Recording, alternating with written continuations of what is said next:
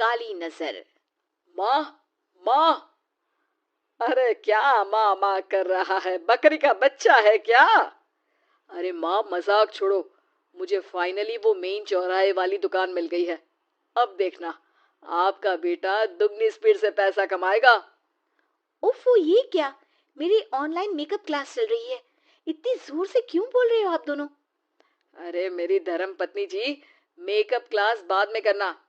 वो चौराहे वाली दुकान मिल गई है हमको। अरे वाह! रुको, मैं अपनी माँ को फोन लगाकर बता देती हूँ। अरे मैं भी अपने रिश्तेदारों को बता देती हूँ। कितनी खुशी की बात है। हाँ हाँ, मैं भी अपने दोस्तों को बता देता हूँ। 1 हफ्ते बाद रजिस्ट्री है। बस, घर में खुशी का मौका था। उन तीनों ने अपने अपने फोन उठाए और लोगों में बात फैलाना शुरू कर दिया। और रही सही कसर, श्वेता बहू ने अपने पड़ोस में सबको बताकर कर दी। अरे वर्मा आंटी, अब हम भी जल्दी कार ले लेंगे। घर का रेनोवेशन होगा और ठाट से रहेंगे हम भी। अरे, ऐसा क्या हुआ? लॉटरी बाटरी लग गई है क्या? अरे, इस बार चौराहे वाली मॉल में हमको भी दुकान मिल गई है।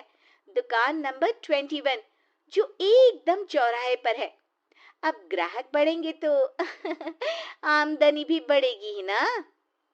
अरे वाह, कितनी खुशी की बात है।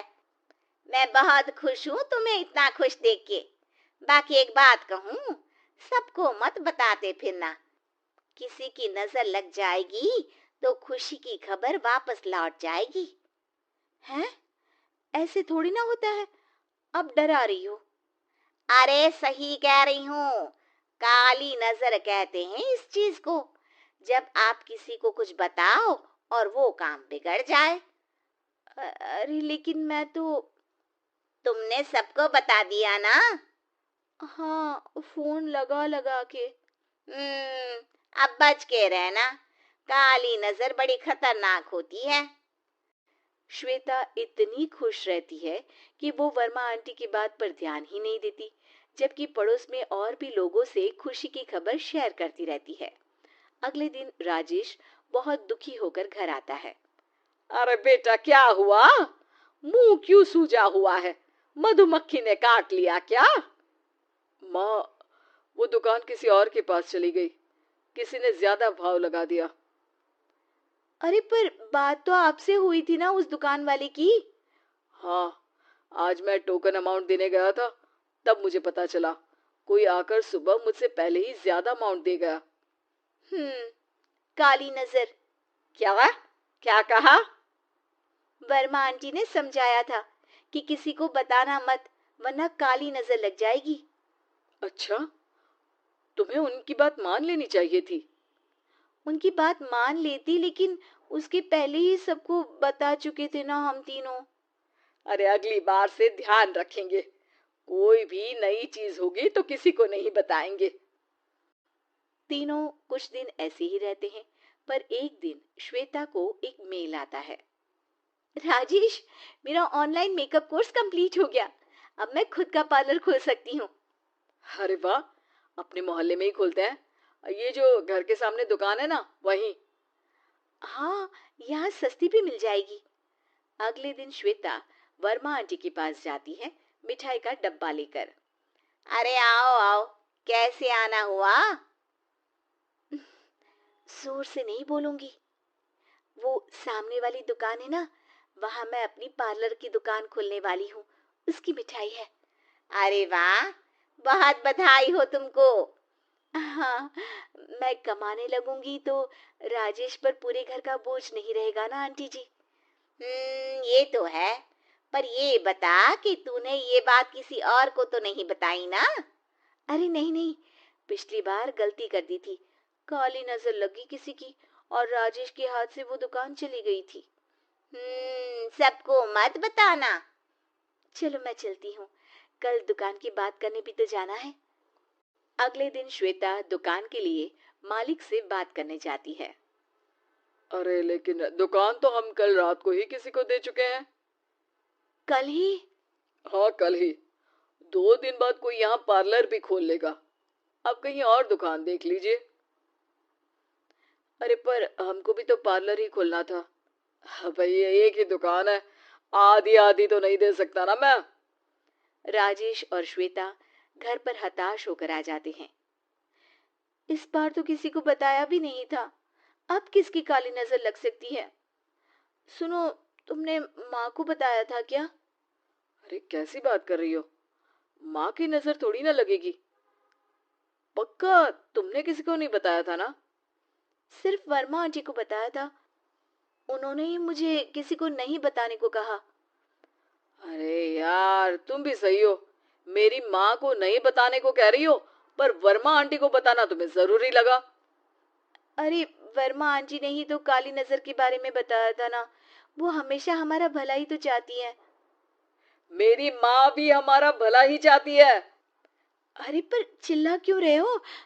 बात नहीं कर सकते क्या आराम से? नहीं आता वो आराम से बात करना, और करना भी नहीं चाहता हूं मैं। दुकान जाने का दुख गुस्से में बदल गया था और राजेश और श्वेता में बात बंद हो गई थी। 2 दिन बाद मोहल्ले में पार्लर का इनॉग्रेशन हुआ, जिसमें मोहल्ले के सभी लोगों को बुलाया गया, पर श्वेता, राजेश और माँ नहीं जाते।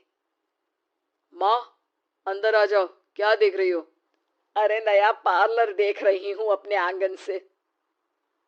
देखो, माँ को दूसरे का सुख देखने में कितना मजा आ रहा है, मेरा दुख नहीं दिख रहा इन्हें।